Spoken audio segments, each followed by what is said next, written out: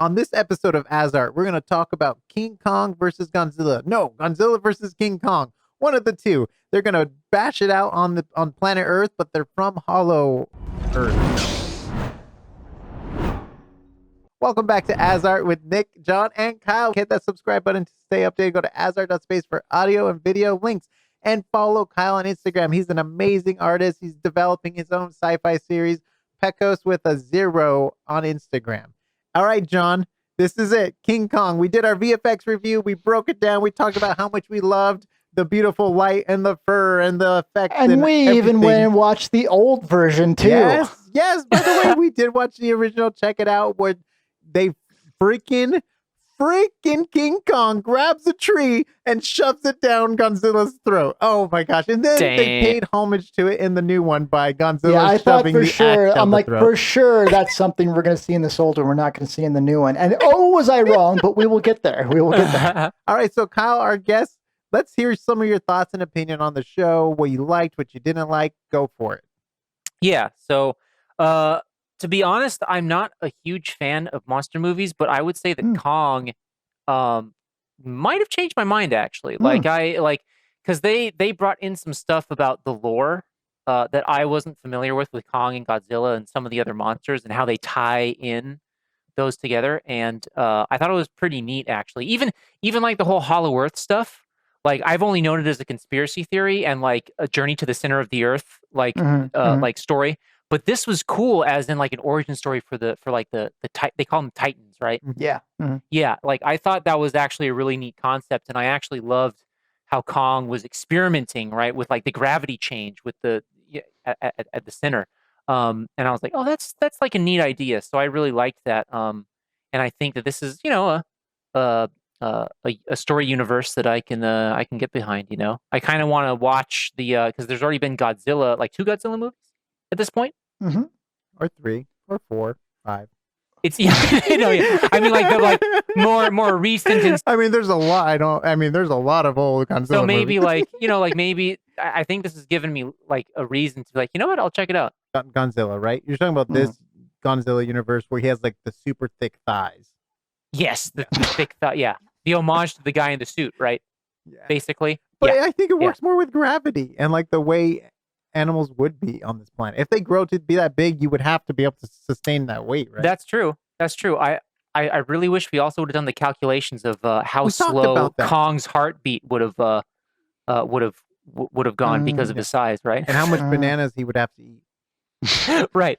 Well, when you have Titans to eat, oh, that's true. You don't need bananas. Wait, first of all, are primates? Do they eat meat? Yes, they will for sure. They do. I didn't know it because of their teeth. Have you ever listened to Joe Rogan rant about how chimpanzees will eat other monkeys? Dang. Yeah, they'll eat each other. Yeah. He talks about it too much. Anyway, he's really into that. John, I know you had some issues with Hollow Earth. Do you want to get into like how you thought it was kind of silly and stuff? Because this is great. I love this. I just thought it was funny because I don't know any of the background on King Kong, Godzilla. If there's been comics developing this, if that's an existing thing, then I just don't know about it, and that's why it caught me off guard so much. But once they were there, I'm like, oh, the flat earthers took a little angle. Now we're going Hollow Earth. It was hilarious to me. But then Kyle just said right now, oh, the journey to the center of the earth. I'm like, this is not a new concept. It's just they've brought it into a monster. I'm like, that's right. But yeah, I was like, what the heck? They have all the vegetation down there, and it's like a whole other world down. Like, that's so weird. But by the same token, I love the book. The Time the Time Machine, right? Where you have above ground and in the ground, right? Like kind of humanity kind of broke off into 2 different branches. I love ideas like that, but it was subterranean, not like there's like a hollow earth down there. It's just you just weren't expecting that in this movie.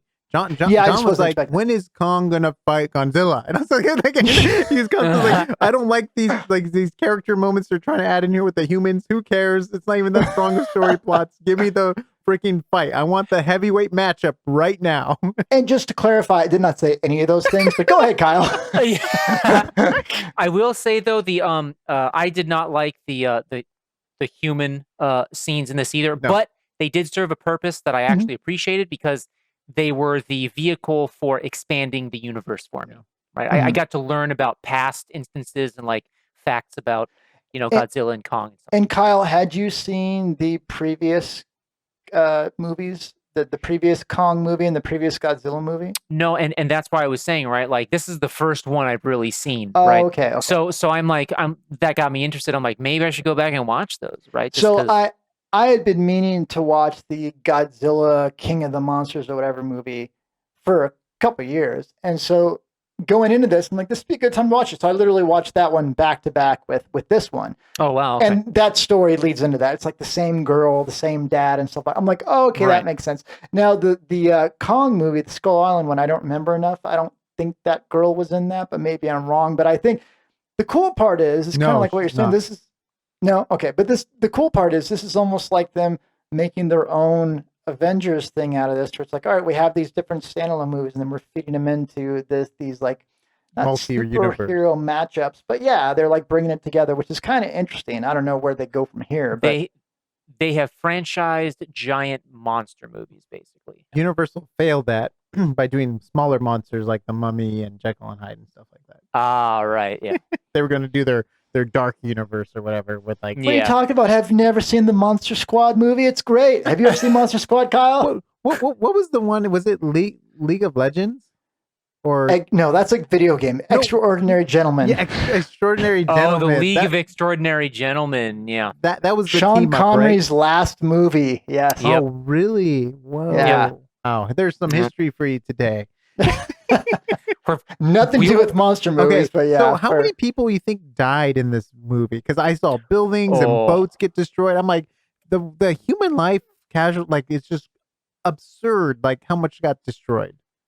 I was actually more concerned that like there are still people like relatively close to these like hazard sites It's true. while the monsters just like arrive. Like the ones where like I think it was in Hong Kong where like Godzilla shows up and he's already wrecked several buildings, right? And then like the fight happens and then you see a crowd of people start running. Like I'm like, you guys didn't already clear the area for like a 5-mile radius before? Like Got to get our it's iPhone crazy. footage, bro. Yeah.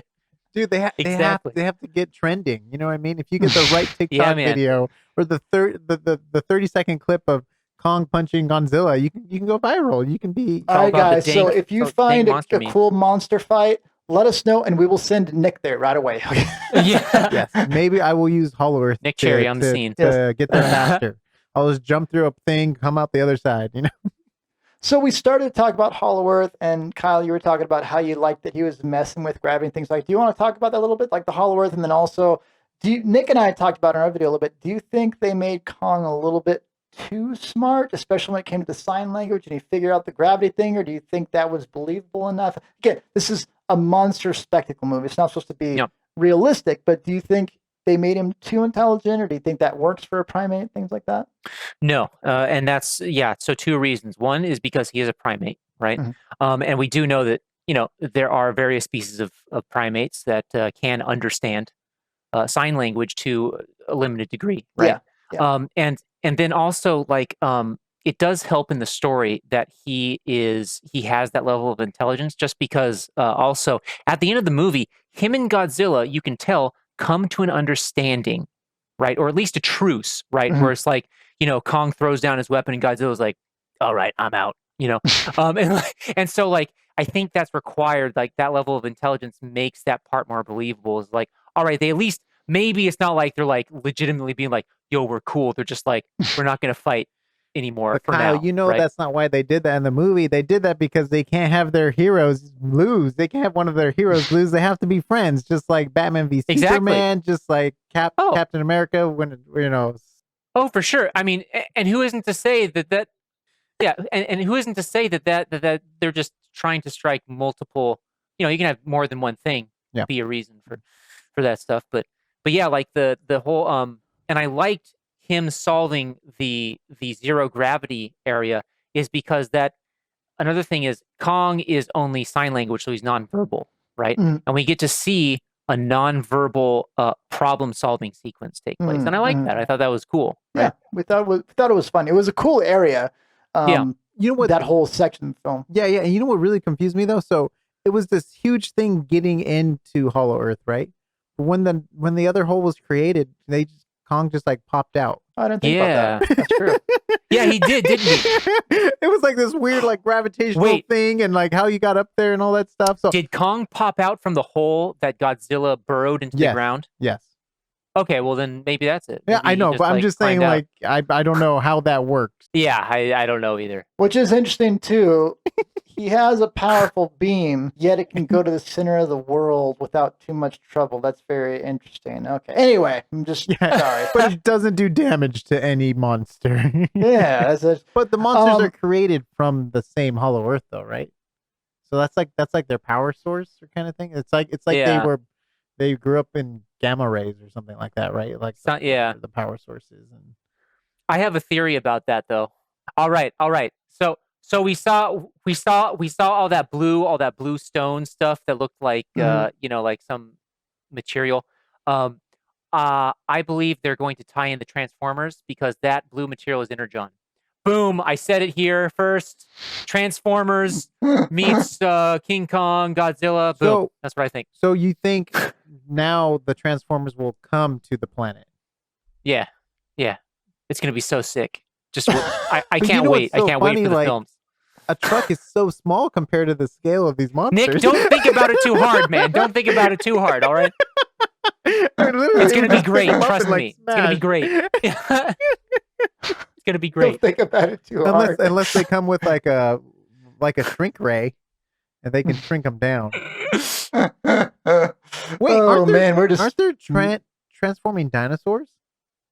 Yeah, there in one are of the movies there was. In Beast Wars also there was Beast Wars offshoot. And also remember, in some Transformers versions, they can combine multiple Transformers. Who knows? Maybe they'll make a huge Transformer. Wait, is that Voltron? That's Voltron. No. I'm saying that there are Transformers that can combine.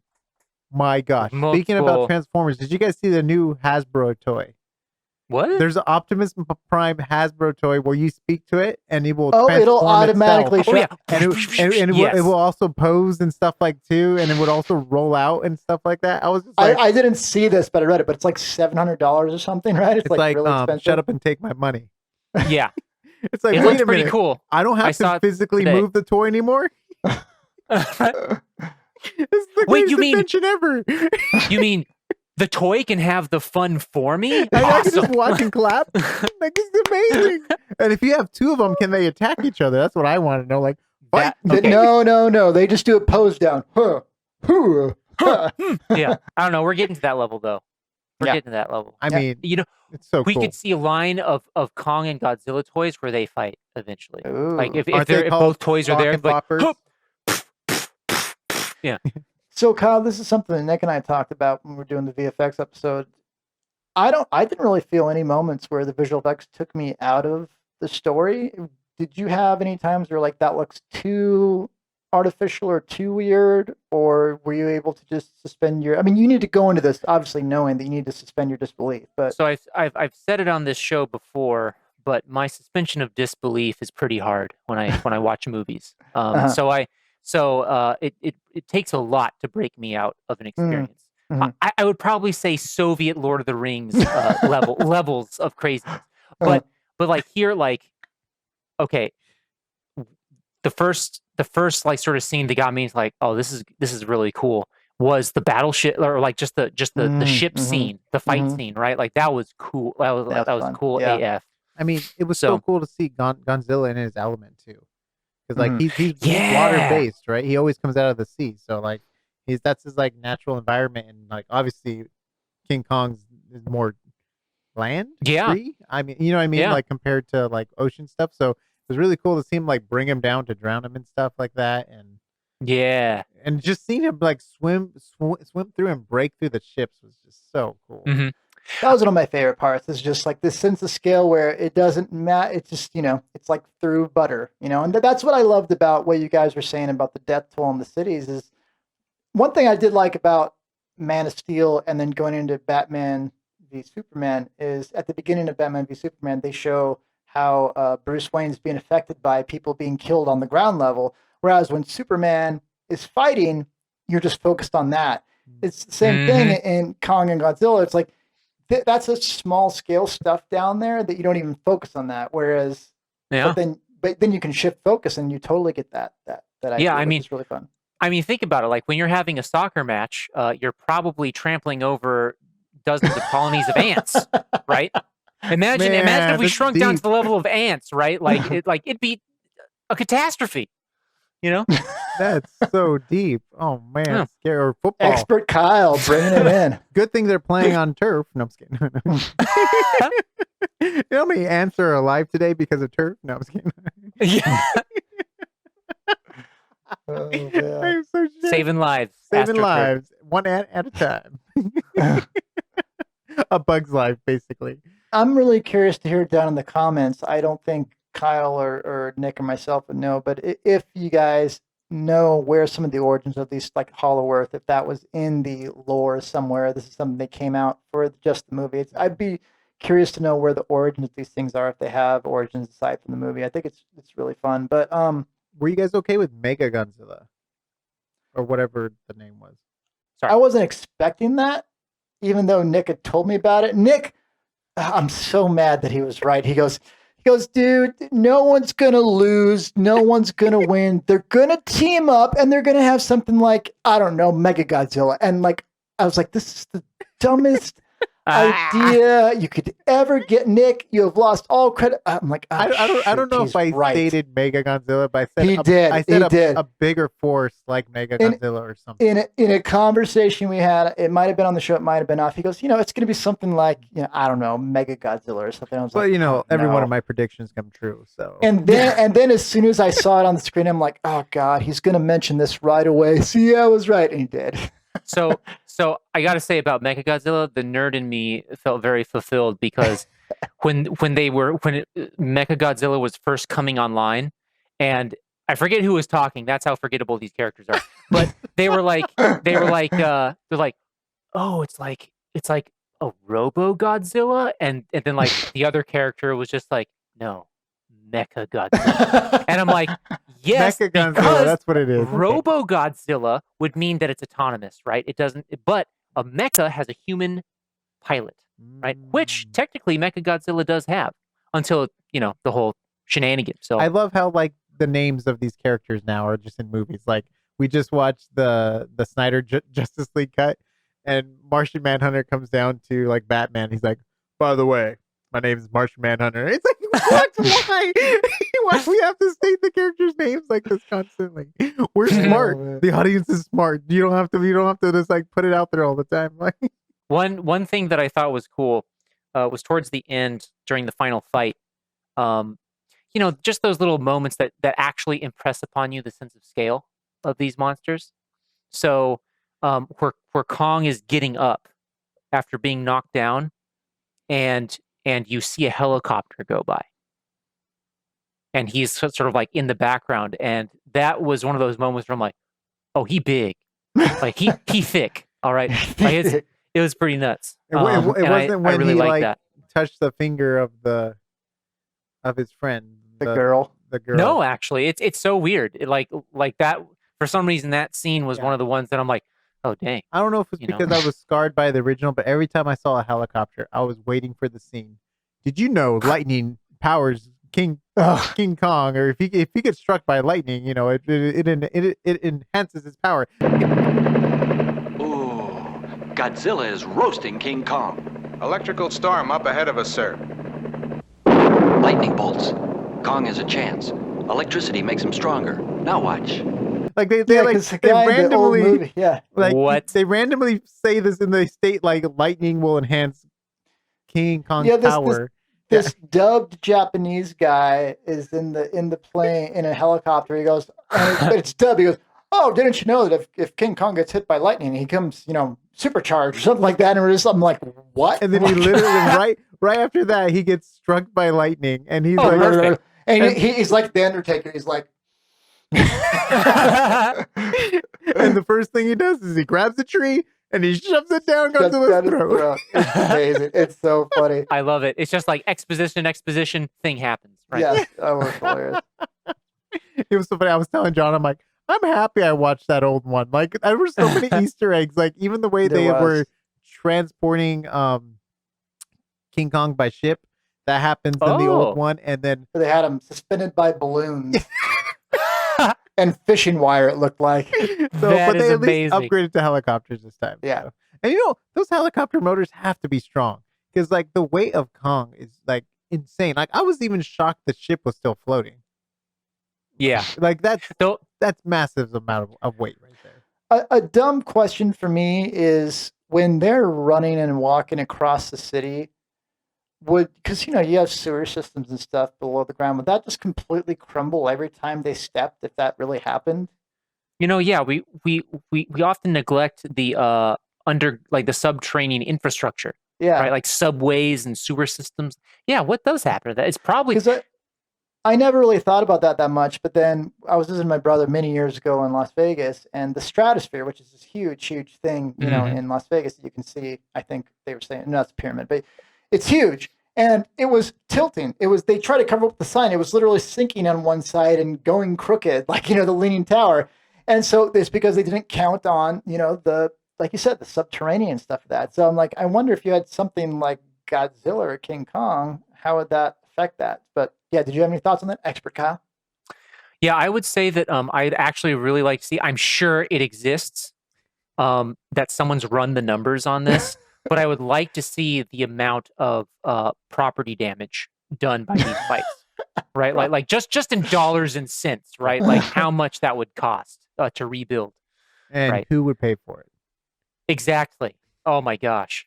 Because technically, the people that were responsible for King Kong let him loose. So Our bad guys are bad. Yeah, then they bring him back to the Hollow Earth and they're monitoring him and stuff. So the money has to come from somewhere to even. One thing that I take issue with, though, is when they're airlifting Kong, and they're using helicopters and ospreys. Okay, first off, the osprey is it has a lot of issues in its design that cause it to sort of like have a lot of failures, and it would not be. It would not. I would not trust an osprey to carry King Kong. All right. Well, maybe I'm that's sorry. all that was left after all the ships were destroyed. That's where my suspension of disbelief was taken out. I'm like, what is this crap? Come on. But think about like the carriers got destroyed. Like so much stuff got destroyed on the water where they were just like, what do we have left? And I like well, that. We got about 4 ospreys in the back. We can do that. Yeah, Start 'em let's up. do it. Yeah, start them up. That's a good point, Nick. That's a good point. come on, Kyle. You have to take into account everything, Kyle. Come on, you can't leave something out like that. Every That angle. was so obvious. That was so obvious. I'm saying. All right, guys, let us know if you have seen the new King Kong Godzilla or if you've seen the old one. And if you watched the old one because of us recommending it, please let us know as well. It is a fun view. Please check out Kyle's Instagram. Really talented artist working on some really cool projects. Definitely worth taking a look. And check out the different content we have on this site. We have deepfakes, we have visual effects breakdowns, episode reviews, pretty much anything you can think about we've covered. Or if you have ideas for the channel, let us know as well. We're always looking for new ideas. Check out AsArt.space for the audio and video links, and we'll see you on the next AsArt.